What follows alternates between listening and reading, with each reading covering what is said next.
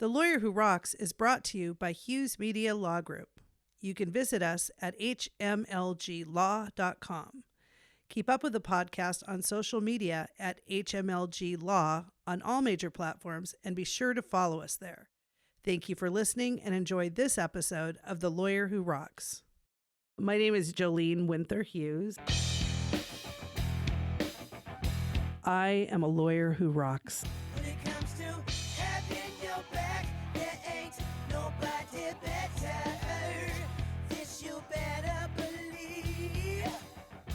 Joleen, I had such an incredible time chatting with publishing innovator Rebekah Borucki that our conversation had to be 2 whole episodes. The second episode will be out next week, but until then, enjoy my conversation with her today. Today's guest is so very special. Let me see if I can get all of her jobs in one go. She's a mother of 5 children and countless farm animals, a birth doula, a homesteader, an Instagram influencer, a meditation guide, a public speaker, a mental health and racial justice advocate, a best-selling author, a nonprofit founder, and the founder of a new diverse and inclusive publishing house called Row House Publishing, with its children's imprint Wheat Penny Press. Rebekah Borucki, it is such a great pleasure to meet you. All of those jobs are a mouthful. Did I miss anything?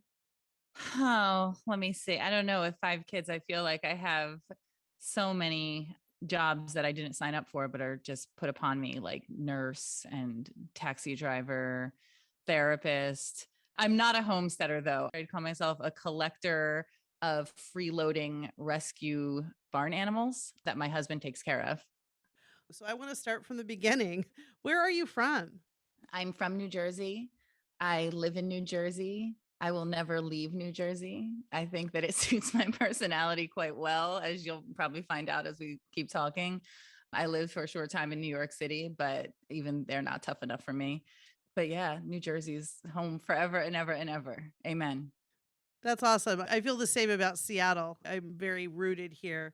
You know, the East Coast is a lot more fast paced than the West Coast. Did that sort of inform your entrepreneurial spirit? No, what informed my entrepreneurial spirit was being poor. I was real poor and I had a bunch of kids. I grew up in poverty, in and out of the system, even though I had 2 very hardworking parents. And I always try to put that forward. You know, people that are in the system aren't lazy. They're not degenerates. You know, they're people that have families and they're working hard and contributing to society. So I grew up in and out of the system. It's a place that I didn't want to go back to, but I found myself there again as a single mother of 3 children, you know, standing in the line for food stamps. And this was maybe 16 years ago now. And I had to find a way to be a mom and generate income. Thankfully, there's this internet thing. So I'm always praising the internet and all the opportunities that it gives people that would otherwise not have access to gainful employment. You know, I was lucky enough to have, you know, some creative talent and support with childcare from family that lived close by, which is one of the reasons I moved back to New Jersey. But yeah, I just had to hustle. I had to, you know, pay my bills and feed my kids. And that's how my platform really started. When I found out that I could monetize talking, you know, I was already online talking about mental health and really trying to navigate my own mental health journey and find support. And when I found out that, you know, people were liking my videos and I could monetize them, I was like, well, shucks, I don't have to be taking these crazy jobs off Craigslist anymore. I can, I can actually do something from home while nursing a child. That's what drives me still. You know, I think that the risk taking I am able to, you know, participate in is largely because I've been poor, like not broke. I'm often broke still today, but I've been poor and I'm not afraid of being poor again. I don't want to, but I'm able to take risks because it's kind of a question of like, what do I have to lose? You know, as long as I have my family. I love my life. I had some hard times growing up, but you know, looking back, the community that I had and the people that I got to know and call my family, even though they weren't blood related, really showed me that there's so much more to life and there's so much more meaning to success than money. Tell us how you got the glimmer of idea and what was your sort of first foray into bringing your voice online? I struggled with mental illness my entire life and, serious mental illness. The first time I was hospitalized was I was 8 years old. I lived in and out of psychiatric group homes as an adolescent. And, what I now know was an undiagnosed, or I didn't have the diagnosis of autism that I received at 41, which I was so grateful for. But, I was a kid that was struggling with social issues and academic issues, even though I was doing really well. So people really didn't recognize that I was struggling. So I had all of that going on, and I was on this constant journey of self-healing. I really wanted to find a way to move away from medications, even though now I will say here that I do take medication for my anxiety and my depression, and I'm so happy that I do. But back then there was so much trauma associated with it that I was afraid of it. I grew afraid of psychiatrists and any kind of Western medicine. So I went on a journey very early on to find ways to heal myself.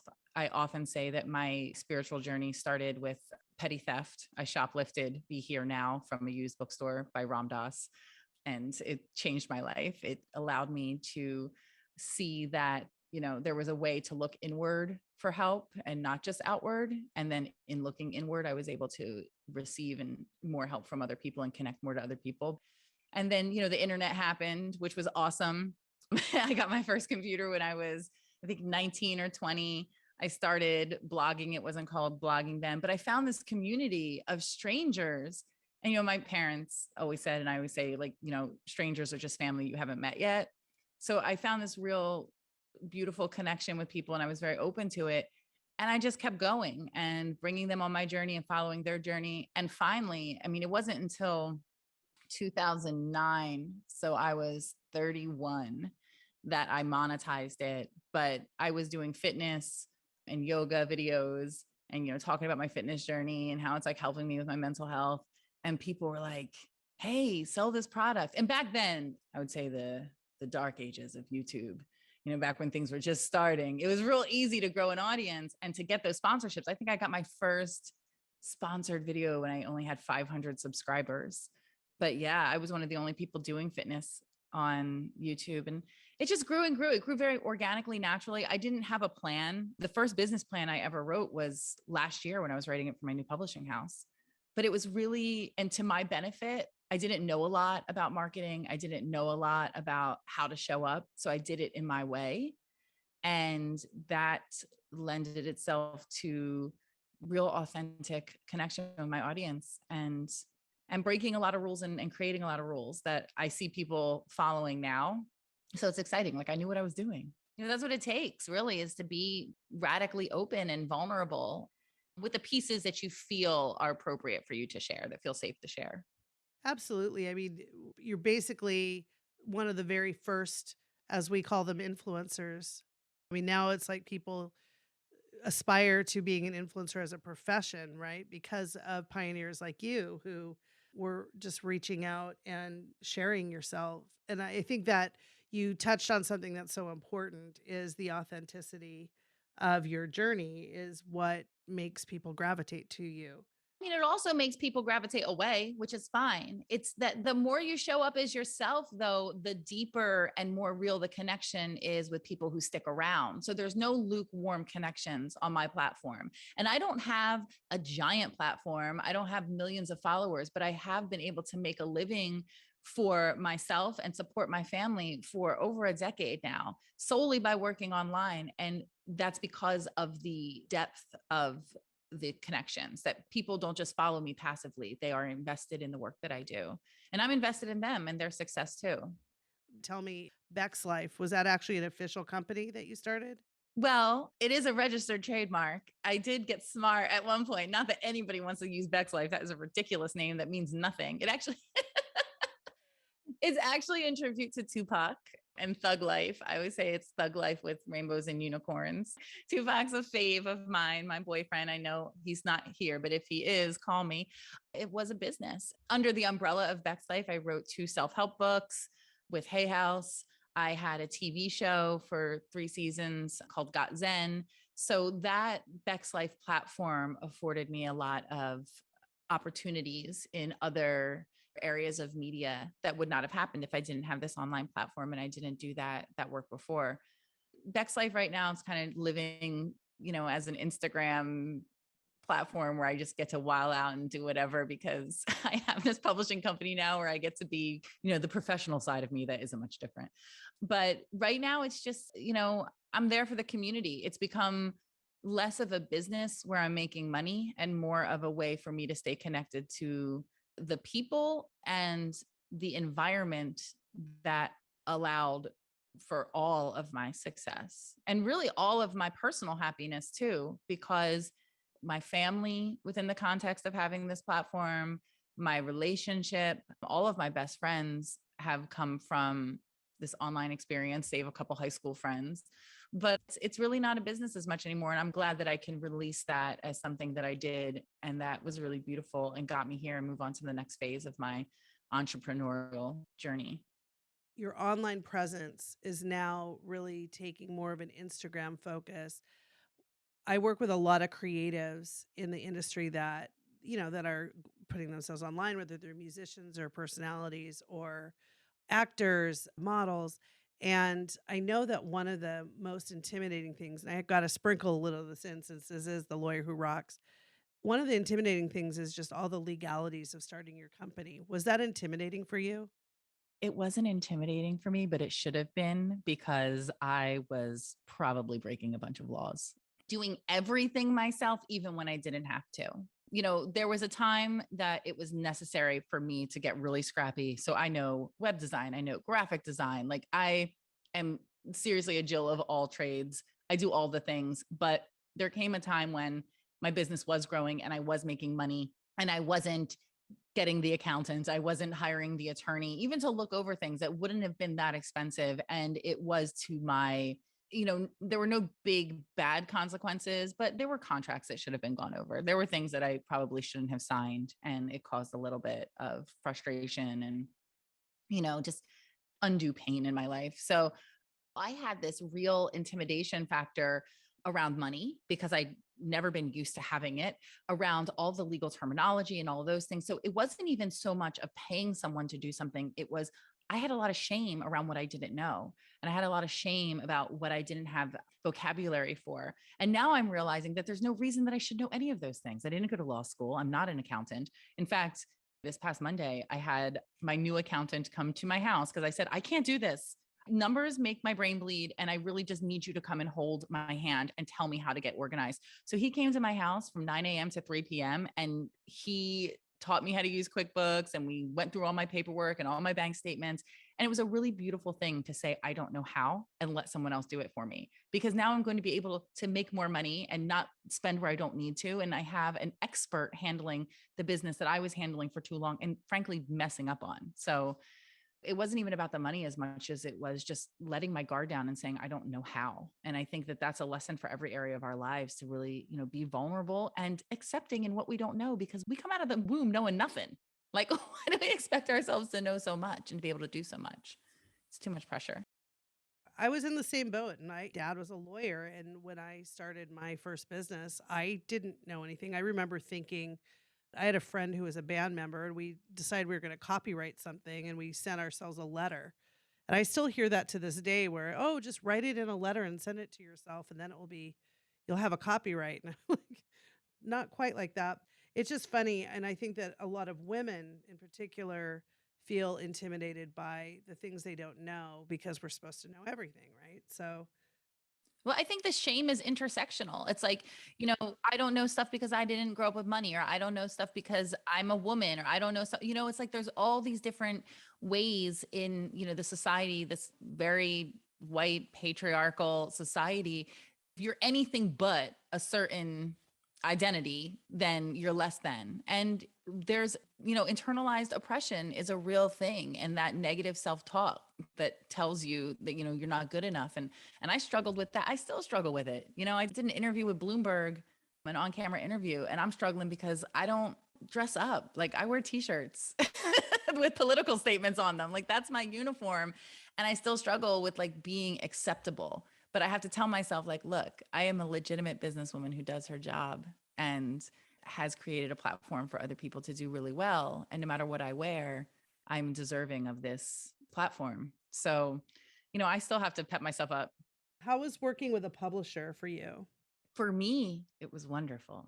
And if you can hear the shade in my voice, publishing is a very white industry. And there's a lot of gatekeeping in terms of even being able to get your book in front of a publisher. You have to have an agent and you have to know somebody to get the agent. And it's not about sending your manuscript or your proposal into a publisher and then them loving it and just getting a deal. Like there's so many hoops that you have to jump through. Because of the privilege that I walk with in this world, even though I am biracial, I am racially and ethnically ambiguous. So it's either people don't know and I get in the door, or they do know and I get in the door because I'm palatable and they can check off a box. So when I got to Hay House, I was welcomed with open arms. I knew people. I got, a meeting with the vice president and publisher in person without even having a book proposal, without even really having an idea. So I walked through those doors with a lot of privilege and I was treated very, very well. But when I was inside, I realized that people like me, people in my community, people that I love and care about, that I call, my siblings, weren't welcome in that same space. And so while the experience publishing with a traditional publisher was great, like my books are on Barnes and Noble and they're getting end cap displays and I'm on TV, and all that was really beautiful. I just witnessed this gross inequity in the industry. That is why I think self-publishing is amazing. It's an amazing opportunity for a lot of people and it's a legitimate opportunity and, way to go.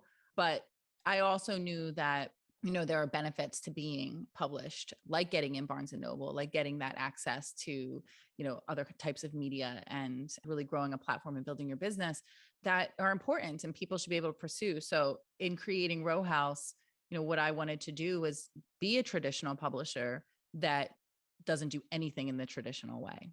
And that's by offering equitable contracts and paying our authors well and being partners with them in their marketing, and not just giving deals to people that have giant platforms, like really looking at the story and the worthiness of the content. My experience personally, great. But as far as a person that's, community minded, it was just something that was untenable. Like I couldn't stay in that world, but I still love the industry and I love books. Was that experience like you just realized that maybe you were recruiting people into a system that wasn't going to serve them? Is that why? Or The system can serve them. Like, look, there's a lot of Black and brown authors that are doing really well in publishing. God bless them, but they're the exception. And again, they have to have these huge platforms and they have to know the right people. So there's all that gatekeeping. I think that, my issue, particularly with Hay House, because it is a spiritual imprint and one of the biggest, if not the biggest in the world for spiritual and personal development, that it was an environment that was, I guess, advertised as being a healing space, a safe space, and it wasn't. And that was my issue, bringing authors in that are particularly vulnerable because of not only because of their identity, but the subject matter that they are sharing, hugely personal, bringing them into a space where they weren't going to be held in a way that was safe for them. Even with the Diverse Wisdom Initiative, I was the only mentor of color. And that was incredibly problematic for me. And, they weren't put into safe hands. So, that was something that was very specific to Hay House. And, they're going to continue to do whatever they're going to do. But what I want to do with Row House is really create a new model that shows the industry that you can pay more and be partners with your authors and be profitable at the same time. It's so interesting because all the major publishing heads are white men and they're so afraid. They're so afraid. And I'm like, if I was a white rich man, I wouldn't be afraid of much. I don't know. I haven't had the experience, so I don't want to diminish anyone's experience, but it feels like you should be less afraid of, not being successful or things, things failing, because there is that safety net of your identity or your network or whatever. So I can see that, the numbers are numbers. I'm not great with them, but like I understand simple math where it's like, this is how much we're going to spend and this is how much we're going to make. We can be very profitable while doing good business and treating people well. I'm not concerned. well, I think a lot of these traditional like publishing, for example, as we're talking about, it's predicated and the finances are predicated upon a business model that did not involve digital, it did not involve anything. And so what happens is that it gets ingrained into just the DNA of the company. So it's very hard to steer a ship that is a big ship as opposed to, a speedboat, right? I think too that, these people that got into publishing when they did, and a lot of them have been in it for, 30, 40 years at the same place in the same position. It's like politics. You go in as this like wide-eyed, enthusiastic, I'm going to change the world person. And then you're in the machine. And it's not everyone's personality type to say like, F it, I'm going to break the machine. Like I grew up listening to Rage Against the Machine. So you try to make it work from the inside. And what I discovered at Hay House is that you can't, because the parts aren't there. You can't build something if the parts aren't there. So I wanted to rebuild, but to his credit, I want to shout out Dennis Ulau, who is the CFO and COO of Simon & Schuster. And he was a friend of my partner. He came in and saw what we were doing. And he's like, yeah, I want you all to F this up. And he helped us to create our model and make it work and gave us the numbers and helped us with our business plan. So even though he's this guy that's been, at Simon & Schuster, I think for 26 years or something like that, he's the big guy there. He still has that fire in him that wants to see things change. I guess, he didn't, personally, maybe wasn't the person to do that, but he is willing to help people who are, which is very exciting. We couldn't have done it without him. Next week, I'll continue my conversation with Rebekah. We'll dive deeper into her business, Row House Publishing, how they're shaking up the publishing industry, and of course, what makes Rebekah a badass. Thank you for listening to The Lawyer Who Rocks. If you've enjoyed it and want to hear more from business badasses, make sure you hit the subscribe button wherever you get your podcasts. While you're at it, please give us a review. It really helps us grow the show. The Lawyer Who Rocks is produced and edited by Sean Fox and HMLG. A big thank you to Aaron Jones for our theme music, to Jeff Gilbert at Hairball Media for our graphics, and a huge thanks to my entire team at HMLG. If you need a lawyer who rocks, find us at hmlglaw.com. On the next episode, we want this to force the hands of other publishers out there who are run by good people, but are stuck in an old model that isn't fair to their author. This podcast has been brought to you by HMLG. If you need lawyers who rock, visit us on our website at hmlglaw.com and be sure to follow us on social media platforms at hmlglaw. You can also follow me on Instagram at The Lawyer Who Rocks. This isn't like a gotcha sort of podcast.